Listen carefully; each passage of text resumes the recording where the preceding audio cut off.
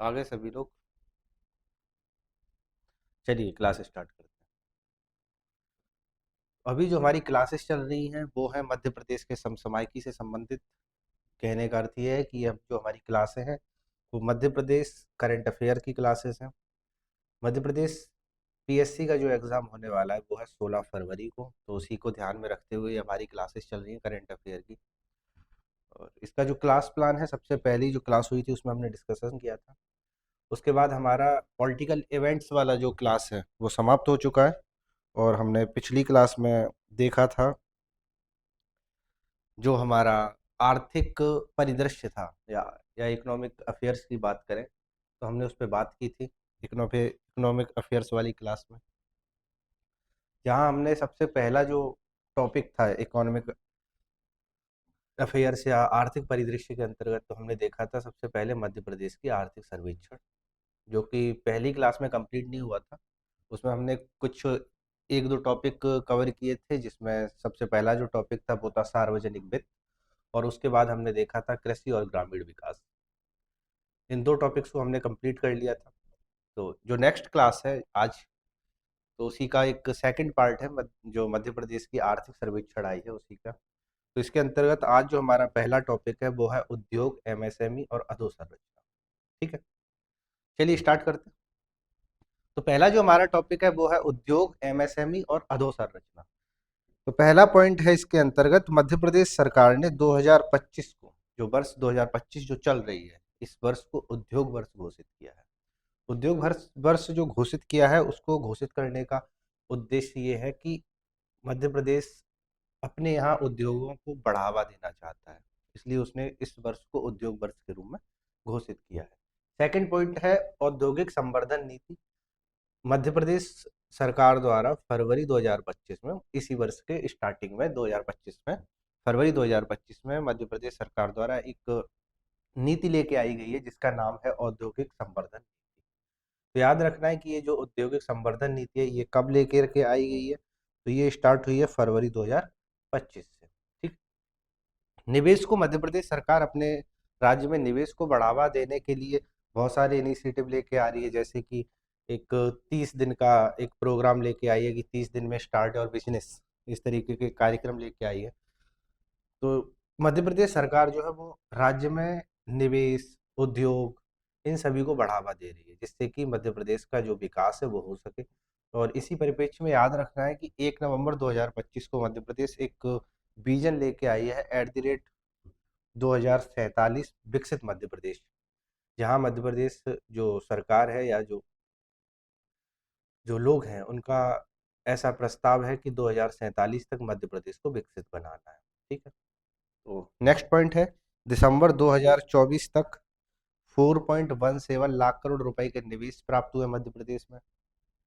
कहने का अर्थ ये है कि निवेश प्रस्ताव प्राप्त हुए, निवेश नहीं आया है, निवेश प्रस्ताव आए। लोग चाहते हैं, या जो इंडस्ट्रियल हैं, जो निवेशक हैं, वो चाहते हैं कि एमपी में निवेश किया जाए। तो इसी परिप्रेक्ष्य में दिसंबर 2024 तक 4.17 लाख करोड़ के निवेश के प्रस्ताव आ चुके हैं, जो अपना निवेश मध्य प्रदेश में करना चाहते हैं। ठीक है। मध्य प्रदेश सरकार निवेश को बढ़ावा देने के लिए कुछ सम्मेलन वगैरह, क्षेत्रीय निवेश सम्मेलन आयोजित किए मध्य प्रदेश ने। ये अभी तक 7 संभागों में हो चुके हैं और 7 रीजनल इन्वेस्टमेंट समिट हो चुके हैं। तो जो पहला रीजनल इन्वेस्टमेंट समिट हुआ वो उज्जैन में हुआ था, याद रखना है। जहाँ भी कोई वर्ड प्रथम अंतिम हो जाता है ना, तो वो अपने आप ही एग्जाम के पॉइंट ऑफ व्यू से इम्पोर्टेंट हो जाता है। तो याद रखना है, जहाँ भी लिख के आ जाए कि ये प्रथम है, ये अंतिम है, तो उसको हमेशा याद रखना है। ठीक है। तो फर्स्ट रीजनल जो इन्वेस्टमेंट समिट है वो उज्जैन में हुआ, और जो अंतिम 7th रीजनल इन्वेस्टमेंट है वो शहडोल में हुआ, शहडोल संभाग में किया गया। ठीक है। तो ये जो लिस्ट है इसको हम एक बार देख लेते हैं। सेकंड जो रीजनल इन्वेस्टमेंट समिट है जबलपुर में हुआ। थर्ड वाला जो इन्वेस्टमेंट समिट है ग्वालियर में हुआ। फोर्थ सागर में हुआ। फिफ्थ जो है वो रीवा संभाग में हुआ। सिक्स्थ है वो नर्मदापुरम में हुआ। पहले नर्मदापुरम का नाम क्या होता था? होशंगाबाद होता था, याद रखना है। ठीक। तो छठवां जो है वो कहाँ पे हुआ है? नर्मदापुरम संभाग में हुआ। तो इस तरीके से ये प्रदेश में कुछ 7 संभागों में क्षेत्रीय निवेश सम्मेलन आयोजित किए गए, निवेश को बढ़ावा देने के लिए। इसके अलावा कुछ और भी मध्य प्रदेश सरकार द्वारा कार्यक्रम है जो घोषित किए गए, किए गए, जिसमें 3 रोड शो हैं। जो एक रोड शो हुआ वो बंगलौर में हुआ, मध्य प्रदेश में निवेश के अवसर बढ़ाने के लिए। बेंगलुरु में हुआ पहला रोड शो। दूसरा है वो कलकत्ता में हुआ, जिसको कलकत्ता रोड शो के नाम से जानते हैं। तीसरा जो है वो पुणे में हुआ, पुणे पुणे रोड शो। इसके अलावा 3 इन्वेस्टमेंट कनेक्ट भी मध्य प्रदेश आयोजित कर चुका है। जो पहला मध्य प्रदेश इन्वेस्टमेंट कनेक्ट हुआ था वो यूके में हुआ, सेकंड जर्मनी में हुआ, और अभी हाल ही में जनवरी 2025 में जापान में हुआ है। ठीक है, तो पहला कहाँ पे हुआ? यूके में हुआ, दूसरा जर्मनी में हुआ, और जो अंतिम है जो अभी हाल ही में हुआ है जनवरी 2025 में, वो जापान में किया गया है। ठीक है, यहाँ तक किसी को कोई दिक्कत? चलिए नेक्स्ट। मध्य प्रदेश सरकार ने नर्मदापुरम जिले में एक स्थान है जिसका नाम है मुहासा बावई में इलेक्ट्रॉनिक एवं नवीकरणीय ऊर्जा विनिर्माण औद्योगिक क्षेत्र की स्थापना की है। मध्य प्रदेश सरकार ने एक इंडस्ट्रियल एरिया का निर्माण किया है, जहाँ पे क्या होगा कि इलेक्ट्रॉनिक तथा जो रिन्यूएबल ऊर्जा से संबंधित जो उपकरण हैं, जो सामान है, वो बनाए जाएंगे। तो इसके लिए एक इंडस्ट्रियल एरिया स्थापित की है, वो की है नर्मदापुरम जिले के मूसा मुहासा बावई में। ठीक है, याद रखना है इस पॉइंट को कि मध्य प्रदेश सरकार द्वारा एक इंडस्ट्रियल एरिया स्थापित की गई है, जो किस चीज़ के लिए संबंधित है? वो है इलेक्ट्रॉनिक तथा रिन्यूएबल एनर्जी के उपकरण को निर्माण के लिए। ठीक है, दिसंबर 2007 तक कुछ 7 नई इंडस्ट्रियल एरियाओं के निर्माण के लिए भूमि का आवंटन किया जा चुका है मध्य प्रदेश सरकार द्वारा। अभी स्थापित नहीं है, पहले भूमि का आवंटन होता है, पहले भूमि एकत्र की जाती है, फिर उस पर जो भी निवेशक होते हैं या जो इंडस्ट्रियल होते हैं वो उस पर इंडस्ट्री वगैरह स्थापित करते हैं। तो अभी तक क्या हुआ है? दिसंबर 2024 तक 7 नए इंडस्ट्रियल एरियाओं के लिए भूमि का आवंटन हो चुका है। ठीक है, तो ये जो 7 नए इंडस्ट्रियल एरियाज है, ये कहाँ स्थापित होंगे? ये मोहना में होगा, ग्वालियर के, जो कि ग्वालियर जिले में आता है। एक सैमली कनक्कड़ है जो कि मंदसौर जिले में है।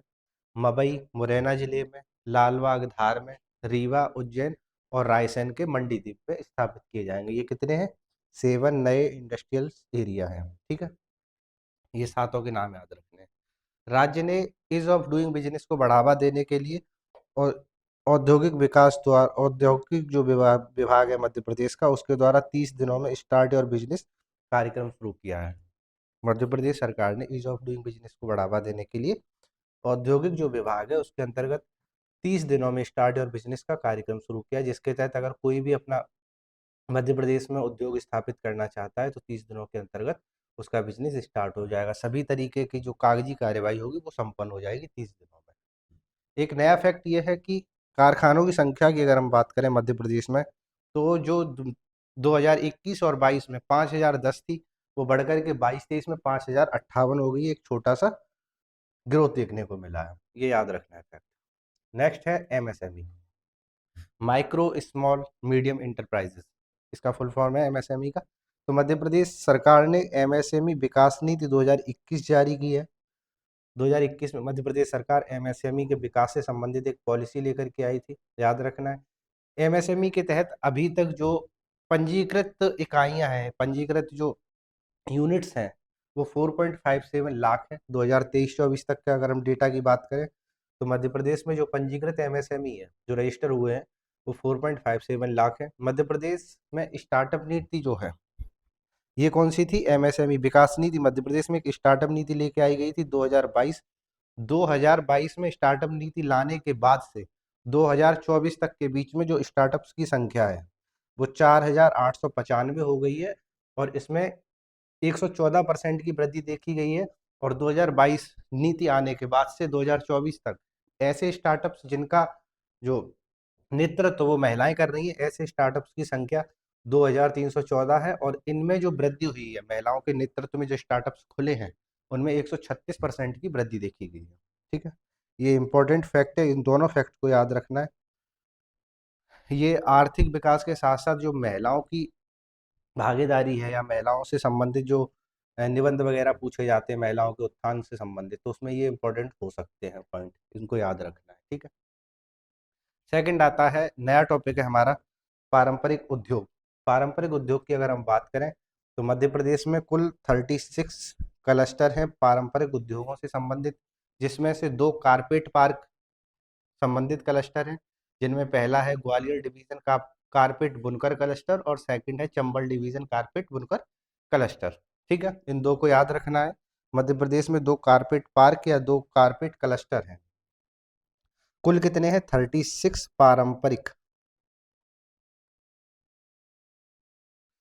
पारंपरिक उद्योग से संबंधित क्लस्टर हैं।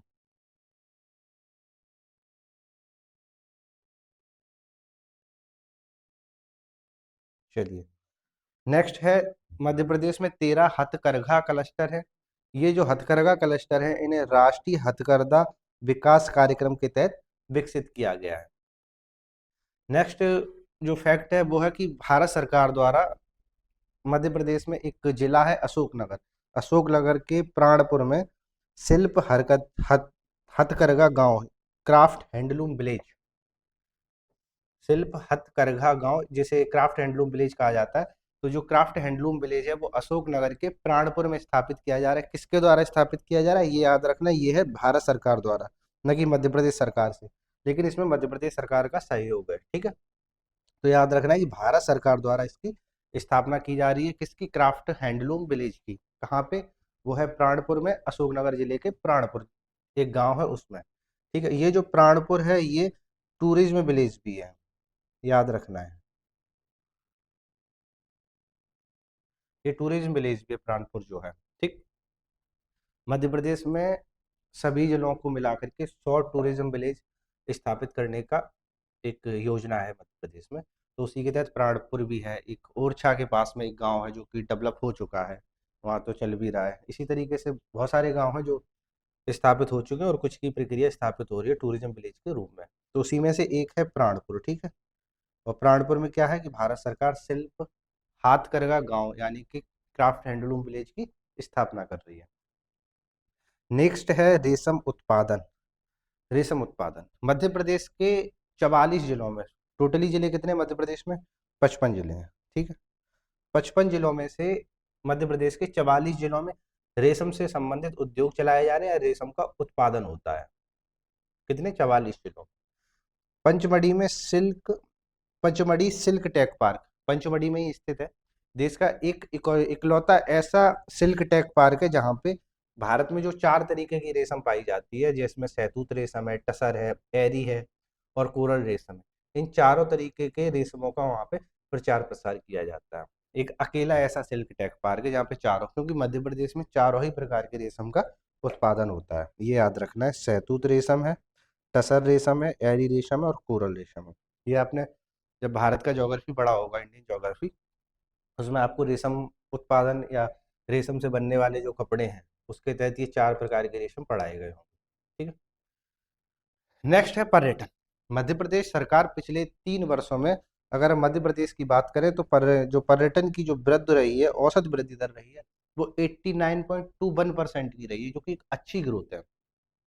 और 2024 के तहत मध्य प्रदेश में 13.33 करोड़ पर्यटक आए थे। टोटली जो पर्यटक मध्य प्रदेश में घूमने के लिए आए या पर्यटन के लिए आए 2024 में, वो 13.33 करोड़ थे। जिसमें से अकेले 55% लोग कहाँ पे गए? उज्जैन में गए। सबसे अधिक था मध्य प्रदेश में, जो सबसे ज्यादा जो पर्यटक लोग आए वो सबसे ज्यादा कहाँ पे आए? उज्जैन में आए। उसके बाद सेकंड क्या था? मैहर में आए। और थर्ड जो है चित्रकूट में आए। ये तीनों अगर देखोगे ना, तो ये तीनों धार्मिक पर्यटन से जुड़े हुए क्षेत्र हैं। मध्य प्रदेश में धार्मिक पर्यटन हुआ, इको टूरिज्म हुआ, रूरल टूरिज्म हुआ, सभी तरीके के टूरिज्म की विकास की वहाँ पे संभावनाएं हैं, अच्छी खासी संभावना है, क्योंकि वहाँ पे जलप्रपात हैं, हिल स्टेशन हैं। ठीक है, अमरकंटक हुआ, पंचमढ़ी हुआ, हिल स्टेशन हो गए। एक ही है वैसे तो पंचमढ़ी और ऑफिशियल तौर पे, लेकिन अमरकंटक भी है, अच्छा है। इको टूरिज्म के ये पॉइंट हो गए। बहुत सारे वहाँ जलप्रपात हैं, बहुत सारे। तो वो छोटी छोटी जगह पे चले जाओगे वहाँ आपको जलप्रपात मिल जाएगा, क्योंकि एक पठारी क्षेत्र है। तो इको टूरिज्म का है, रूरल टूरिज्म का है, ट्राइबल टूरिज्म का है। मध्य प्रदेश में जनजातियाँ हैं, तो वो जो क्षेत्र है उसमें ट्राइबल टूरिज्म को बढ़ावा दिया जा सकता है। इस तरीके से मध्य प्रदेश सरकार कर भी रही है, विकसित भी कर रही है, जैसा कि बताया कि 100 जो विलेज है रूरल टूरिज्म से संबंधित वो डेवलप कर रही है। तो बहुत सारे काम किए जा रहे हैं, बाकी और भी काम किए जा सकते हैं। ठीक है, नेक्स्ट है 2024 में पीएम श्री पर श्री पर्यटन हवाई सेवा एक शुरू की गई है ट्रिपल पी मॉडल के आधार पर, जून 2024 में स्टार्ट की गई ट्रिपल पी मॉडल पे। योजना का नाम क्या है? पीएम श्री पर्यटन हवाई सेवा। इस पर्यटन हवाई सेवा के अंतर्गत करना क्या है कि जो प्रमुख 8 पर्यटन स्थल या जो शहर हैं मध्य प्रदेश के, उन शहरों के बीच में हवाई कनेक्टिविटी को बढ़ाना है। तो ये जो 8 शहर हैं, ये हैं इंदौर है, भोपाल, इंदौर हो गया, भोपाल, ग्वालियर, जबलपुर, रीवा, सिंगरौली, खजुराहो और मैहर। ये जो 8 शहर हैं या जो हवाई पर्यटन स्थल हैं, इन 8 शहरों को आपस में संपर्क से जो हवाई कनेक्टिविटी है उससे जोड़ना है एक दूसरे को। इसके लिए एक योजना है जो कि पीएम श्री पर्यटन हवाई सेवा योजना है। ये ट्रिपल पी मॉडल पे चल रही है, पब्लिक प्राइवेट पार्टनरशिप पे। ठीक है, ये याद रखना है। नेक्स्ट जो है वो है अधोसंरचना। अधोसंरचना की अगर हम बात करें तो मध्य प्रदेश में कुल बिजली की की जो उपलब्धता है वो है 23,789 मेगावाट की। कुल उपलब्धता के अंतर्गत अगर हम देखें तो राज्य में जो उत्पादन हो रहा है उसे शामिल किया जाता है, प्लस जो बाहर से मध्य प्रदेश को मिलती है। मध्य प्रदेश सरकार की कुछ ऐसी योजनाएं जो अन्य राज्यों में लगी जहां उसका सही कुछ हिस्सेदारी है, तो वहां से कुछ जो मध्य प्रदेश को बिजली है वो मिलती है। तो इस तरीके से अगर हम मध्य प्रदेश की बात करें तो 30 नवंबर 2040 तक 24 तक जो कुल बिजली की उपलब्धता थी वो 23,789 मेगावाट थी।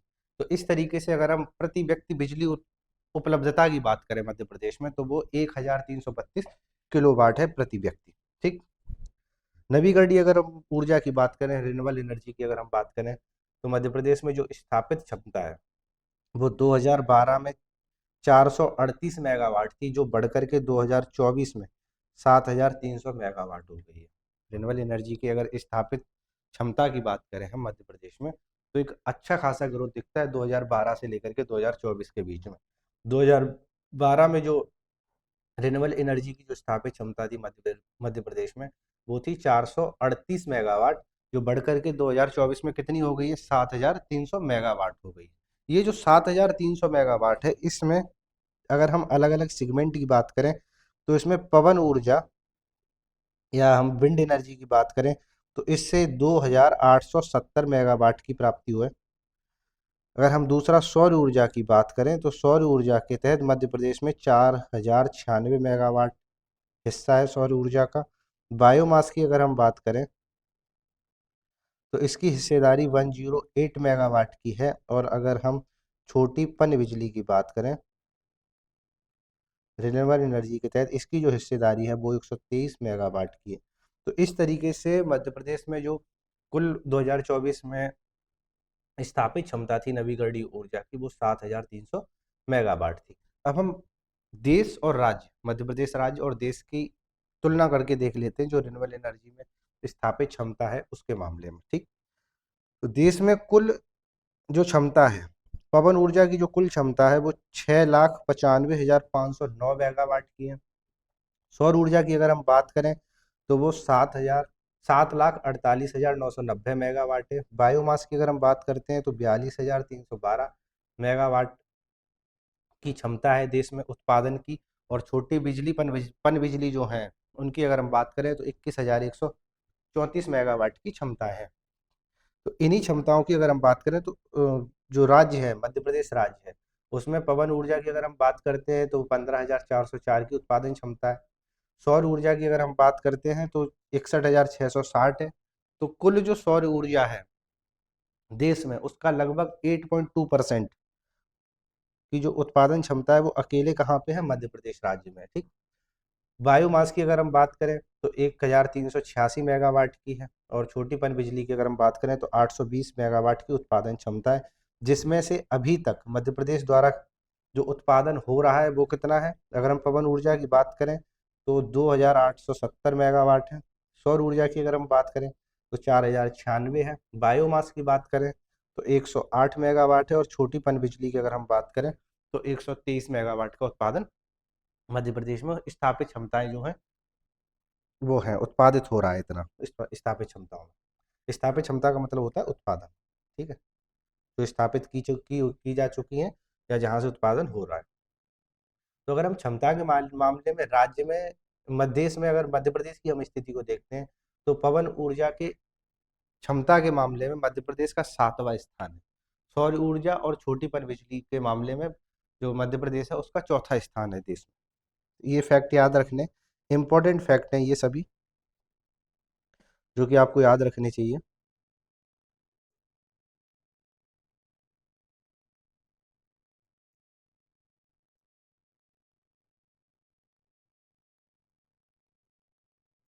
इसका जो पीडीएफ है ना, ये आपको टेलीग्राम चैनल पे मिल जाएगा, और बाकी जो ऑफलाइन आए हुए हैं उनको बाहर जाते समय प्रिंटेड नोट्स मिल जाएगा, जो कि आप डेली लेके जाते हैं उसको लेके जा सकते हैं। ठीक है।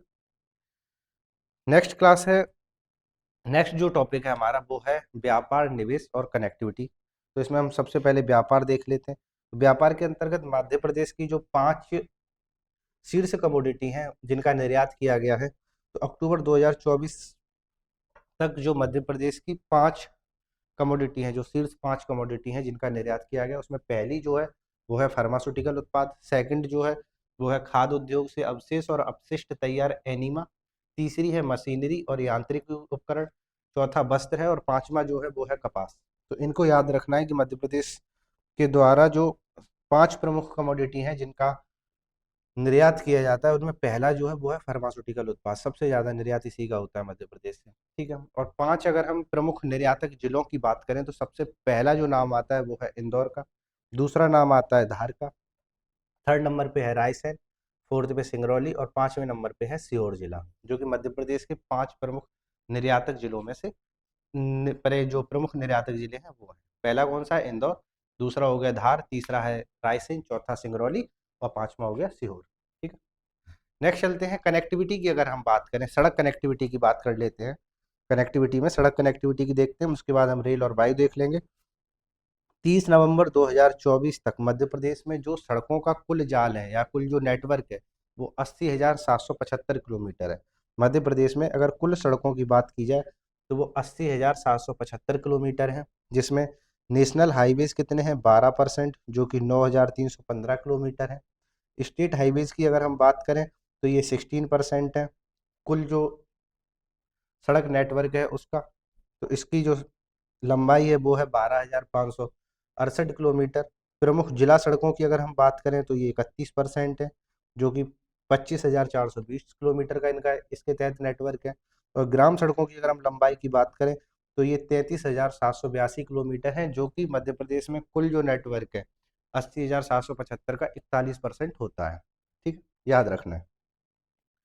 प्रति जो सड़क घनत्व है वो प्रति 100 वर्ग किलोमीटर पे 26.20 किलोमीटर है। ठीक, ये याद रखना है कि जो 100 किलोमीटर का एरिया है, जो 100 वर्ग किलोमीटर का एरिया है, उसके अंतर्गत कितना जो सड़क का नेटवर्क है वो है 26 किलोमीटर का, लगभग 26.20 किलोमीटर।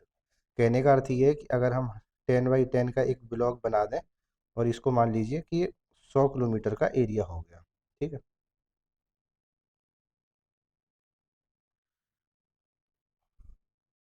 ये 10 किलोमीटर है, ये 10 किलोमीटर, तो ये जो एरिया है वो कितना हो गया? 100 किलोमीटर स्क्वायर हो गया।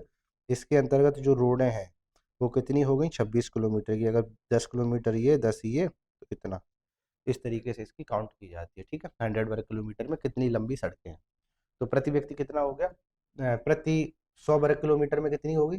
26.20 किलोमीटर। नेक्स्ट है हमारा रेलवे कनेक्टिविटी की। अगर हम रेल कनेक्टिविटी की बात करें तो मध्य प्रदेश में कुल 6 रेलवे जोन पड़ते हैं, जिसमें पहला है पश्चिमी रेलवे, दक्षिण पूर्व मध्य रेलवे, उत्तर मध्य रेलवे और पूर्वी मध्य रेलवे। ये 6 जोन है जो कि राज्य में, जो मध्य प्रदेश राज्य है उससे संबंधित है। 31 दिसंबर 2024 तक की अगर हम बात करें तो राज्य में कुल जो पटरियों की लंबाई है वो 5,196 किलोमीटर है।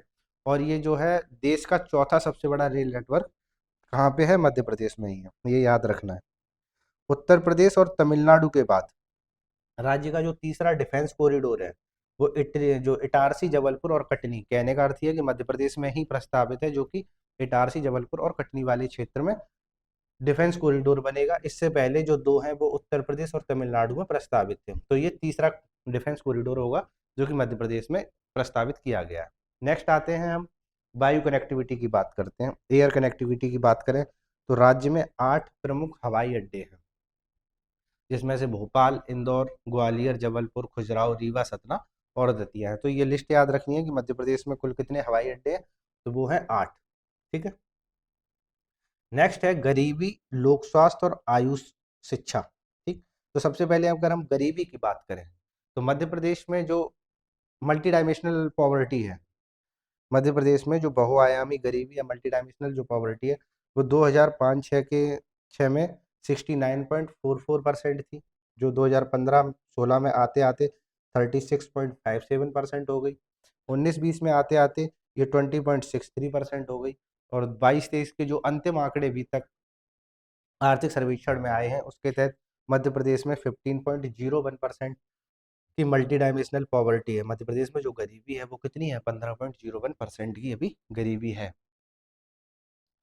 और मध्य प्रदेश सरकार द्वारा एक लक्ष्य रखा गया है 2028 तक मध्य प्रदेश को गरीबी मुक्त करने का, मध्य प्रदेश को गरीबी मुक्त करने का। इस पॉइंट को लिख लीजिए, 2028 में टारगेट सेट किया गया मध्य प्रदेश को गरीबी मुक्त करने का। ठीक है। अभी जो लेटेस्ट डेटा है 22-23 का, उसके अकॉर्डिंग मध्य प्रदेश में कितनी है मल्टी डायमेंशनल पॉवर्टी, वो है 15.01%। ठीक है। 2013-14 से लेकर के 22-23 के बीच में मध्य प्रदेश में 2.03 करोड़ लोग जो मल्टी डायमेंशनल पॉवर्टी उससे बाहर आए हैं। और मल्टी डायमेंशनल पॉवर्टी के अगर हम देखें तो इसका मध्य प्रदेश का देश में तीसरा स्थान है। ठीक है। इन फैक्ट्स को याद रखना है, ये जरूर याद रखना है कि अभी मध्य प्रदेश में जो गरीबी है वो 15.01% है। ये ऐसे वगैरह में काम आ सकता है लिखते वक्त। ठीक है। और ये फैक्ट याद रखना है कि मध्य प्रदेश ने जो टारगेट फिक्स किया है 2028 तक गरीबी मुक्त मध्य प्रदेश बनाने का, तो ये जो फैक्ट हैं ये आपको याद रखने हैं। ये ऐसे के लिए भी इम्पोर्टेंट है, और जो आर्थिक वाली यूनिट है आपकी आर्थिक, जहाँ पे इकोनॉमिक्स से संबंधित, वहाँ भी ये काम आ सकती है आपके लिए। ठीक है। नेक्स्ट है लोक स्वास्थ्य एवं आयुष। मध्य प्रदेश देश का ऐसा पहला राज्य है जहाँ पे पब्लिक हेल्थ कैडर की शुरुआत की गई है। मध्य प्रदेश का जो स्वास्थ्य पे खर्चा है वो जीडीपी जो राज्य की जीडीपी है उसका 3% है। ठीक है। नेक्स्ट है शिक्षा। शिक्षा की अगर आप बात करें तो मध्य प्रदेश में 2024-25 में जो शिक्षा का बजट एलोकेट किया गया उसमें 4% की वृद्धि देखी गई है। और 2024-25 में जो कुल व्यय है, जो बजट का कुल व्यय होता है, जो एक्सपेंडिचर है, उसमें 11.26% शिक्षा पे खर्च किया जाएगा। उसके तहत आवंटन किया गया है शिक्षा के लिए। जो कुल बजट का आवंटन है उसमें से शिक्षा पे जो आवंटन हुआ है वो 11.26% हुआ है। राज्य के अंतर्गत उच्च शिक्षा विभाग के अंतर्गत जो कुछ यूनिवर्सिटीज और कॉलेजेस हैं हम उनकी एक बार देख लेते हैं कितने। तो 2 सेंट्रल यूनिवर्सिटीज हैं मध्य प्रदेश में। सेंट्रल यूनिवर्सिटी एक कहाँ पे, एक हरी सिंह गौड़ यूनिवर्सिटी है जो कि सागर में है। और दूसरी जो सेंट्रल यूनिवर्सिटीज है वो है अमरकंटक में, जो है इंदिरा गांधी ट्राइबल यूनिवर्सिटी। ये 2 सेंट्रल यूनिवर्सिटीज हैं मध्य प्रदेश में। 3 डीम्ड गवर्नमेंट यूनिवर्सिटीज हैं, 1 डीम्ड गवर्नमेंट एडेड यूनिवर्सिटी है, 10 इंस्टीट्यूट ऑफ नेशनल इंपॉर्टेंस है, 18 स्टेट यूनिवर्सिटीज हैं राज्य में, 1 स्टेट ओपन यूनिवर्सिटी है। ये जो 1 ओपन यूनिवर्सिटी है ये राजा भोज मुक्त विश्वविद्यालय है, राजा भोज मुक्त विश्वविद्यालय भोपाल में है। 54 प्राइवेट यूनिवर्सिटीज हैं और 571 गवर्नमेंट कॉलेजेस हैं। इसके अलावा 8 विश्वविद्यालय और हैं, 8 यूनिवर्सिटियाँ और हैं जो कि अन्य विभागों के अंतर्गत चल रही है। ये जो सभी हैं ये उच्च शिक्षा विभाग के अंतर्गत चलते हैं। और बाकी जो हैं वो 8 विश्वविद्यालय दूसरे विभाग हैं मध्य प्रदेश सरकार के, उनके अंतर्गत संचालित हो रही हैं। अगर हम मेडिकल एजुकेशन की बात करें तो मेडिकल एजुकेशन में के लिए 17 गवर्नमेंट मेडिकल कॉलेज है मध्य प्रदेश में। गवर्नमेंट मेडिकल कॉलेज कितने हैं, 17 है। प्राइवेट मेडिकल कॉलेज की बात की जाए तो 12 में। 1 गवर्नमेंट डेंटल कॉलेज है जो कि इंदौर में है। 14 प्राइवेट डेंटल कॉलेज है। 39 गवर्नमेंट नर्सिंग कॉलेज है। 485 प्राइवेट नर्सिंग कॉलेज है। 19 गवर्नमेंट जीएनएम कॉलेज है। 448 प्राइवेट जीएनएम है। 22 गवर्नमेंट कॉलेज है और 75 प्राइवेट है।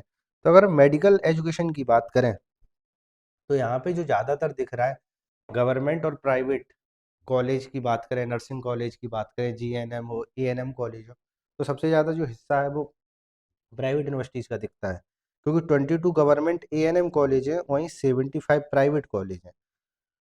19 जीएनएम कॉलेज हैं प्राइवेट, उसकी अपेक्षा कितने 448 प्राइवेट कॉलेज हैं। 39 गवर्नमेंट कॉलेज की अपेक्षा प्राइवेट कितने 485 हैं। एक डेंटल कॉलेज है, 14 प्राइवेट हैं। यहाँ पे बस एक है जो गवर्नमेंट कॉलेज ज़्यादा है, गवर्नमेंट मेडिकल कॉलेज 12 में, 12 प्राइवेट कॉलेजेस है। तो इस तरीके से ये जो डेटा है इसको याद रखना है। नेक्स्ट आते हैं खनिज।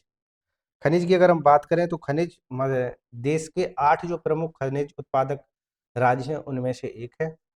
मध्य प्रदेश में हीरा उत्पादन की अगर हम बात करें तो फर्स्ट नंबर पे है, और एक अकेला राज्य है भारत में जहाँ से हीरे का उत्पादन होता है। ताम्र अयस्क और मैग्नीज अगर हम अयस्क की बात करें तो इसका देश में पहला स्थान है, रॉक फॉस्फेट में सेकंड स्थान है, चूना पत्थर के उत्पादन में थर्ड स्थान है, कोयला उत्पादन में फोर्थ है, लोहा अयस्क एवं बॉक्साइड में सिक्स नंबर पे है मध्य प्रदेश। तो ये जो डेटा है इसको याद रखना है। और जो आपको ज्योग्राफी की क्लास कराई गई थी, अगर वहाँ पे कुछ मिसमैच हो डेटा तो ये न्यू डेटा है, तो इस डेटा को आप वहाँ पे करेक्ट कर लेंगे, ठीक है। नेक्स्ट आते हैं बौद्धिक संपदा अधिकार, आईपीआर। तो मध्य प्रदेश में पेटेंट फाइलिंग की बात करें या डिजाइन फाइलिंग की बात करें, दोनों में ही वृद्धि हुई है। 2018-19 में पेटेंट फाइलिंग जो 194 थी, 2022-23 तक बढ़कर के 646 हो गई है। तो अगर हम इसको वार्षिक वृद्धि दर इसकी देखें तो 230% की दिखती है।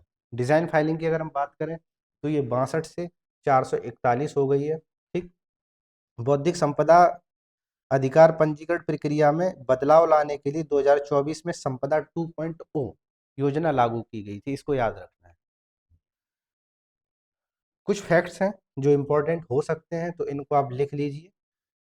आज की क्लास में इतना ही है, वैसे ये जो फैक्ट्स हैं इनको लिख लीजिए। मध्य प्रदेश में जो स्व सहायता समूहों के तहत जो दीदी कैफे नाम चलाया जा रहा है, जो स्वयं सहायता ग्रुप हैं, सेल्फ हेल्प ग्रुप्स हैं, उनके द्वारा एक 159 कैफे संचालित हैं, दीदी कैफे।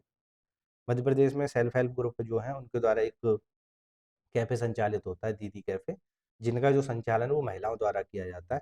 तो ये जो कैफ़े हैं 159 कैफ़े हैं।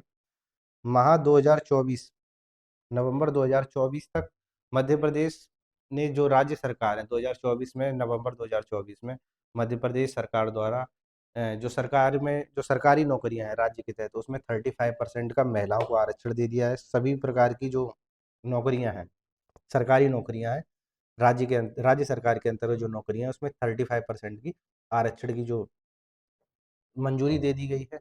और मध्य प्रदेश सरकार में एक स्पोर्ट कॉम्प्लेक्स स्थापित किया जा रहा है भोपाल के, एक ग्राम है नाथू बरखेड़ा भोपाल में। एक अंतर्राष्ट्रीय ये जो कॉम्प्लेक्स होगा ये अंतर्राष्ट्रीय स्तर का कॉम्प्लेक्स होगा। इसका जो उद्देश्य है वो है स्पोर्ट हब, भोपाल को स्पोर्ट्स हब और मध्य प्रदेश में स्पोर्ट टूरिज्म को बढ़ावा देना। इस जो स्पोर्ट कॉम्प्लेक्स स्थापित किया जा रहा है, इसका जो उद्देश्य है वो है भोपाल को स्पोर्ट्स हब बनाना और प्रदेश में स्पोर्ट टूरिज्म को बढ़ावा देना। ये स्थापित कहाँ किया गया है? ये भोपाल में एक गांव है नाथू बरखेड़ा, वहाँ पे स्थापित किया गया है, ठीक है। नेक्स्ट है पंचायती राज संस्थाओं के चुनावों में महिलाओं को 50% का आरक्षण दे दिया गया है। जो पंचायती राज संस्थाएं हैं वहाँ पे मध्य प्रदेश की महिलाएं, मध्य प्रदेश में जो आरक्षण है वो 50% महिलाओं के लिए कर दिया गया। नेक्स्ट एक फैक्ट है, इसको याद रखना है, एमपी तीर्थ स्थल एवं मेला प्राधिकरण जो है अथॉरिटी है, उसके द्वारा 109 प्रमुख तीर्थ स्थलों की पहचान की गई है मध्य प्रदेश में। और 1592 प्रसिद्ध मेलों का पंजीकरण किया गया, जो मेले हैं उनका पंजीकरण किया गया है। और जो सत्यापित हो चुके हैं वो 1527 मेले हैं जो सत्यापित भी हो चुके हैं, ठीक है। तो ये कुछ फैक्ट्स थे जो कि इम्पोर्टेंट है, इन फैक्ट्स को याद रखना है। सभी फैक्ट्स इंपॉर्टेंट है, एग्जाम में पूछे जा सकते हैं। तो आज की क्लास में इतना ही था। किसी को कोई क्वेरी हो तो वो पूछ सकता है। और जो हमारी नेक्स्ट क्लास होगी, क्योंकि आज हमारा जो आर्थिक सर्वेक्षण था वो कंप्लीट हो गया है, नेक्स्ट जो हमारी क्लासेस होंगी वो योजनाओं से संबंधित होंगी। और ये जो क्लासेस हैं ये बहुत ही इंपॉर्टेंट क्लासेस हैं। डेली जो क्लासेस हो रही है, इसमें सबसे इम्पोर्टेंट क्लास है। यहाँ से एक या दो क्वेश्चन करंट का पूछा जा सकता है। जो एग्ज़ाम आपका होने वाला है 16 फरवरी, तो उसमें एक या दो क्वेश्चन यहाँ से आ सकता है, सीधा सीधा पूछा जा सकता है। तो इसमें याद रखना है कि मध्य प्रदेश में केंद्रीय योजनाएं, प्रमुख योजनाएं और नवीन एवं अभियान जो है मध्य प्रदेश के, इनको हम देखेंगे। तो इसके लिए कम से कम 2 क्लासेस चाहिए पड़ेंगी, ठीक है? इसके बाद हम मध्य प्रदेश का बजट देख लेंगे, फिर जो भी क्रम से जो हमारे टॉपिक्स हैं, इन टॉपिक्स को हम देखते हुए पूरी जो क्लासेस है, हमारा जो टारगेट है 15 जनवरी तक खत्म करने का, वो हम कंप्लीट करने की कोशिश करेंगे, ठीक है? चलिए, किसी कोई क्वेरी, कुछ पूछना है? नहीं? ठीक, धन्यवाद।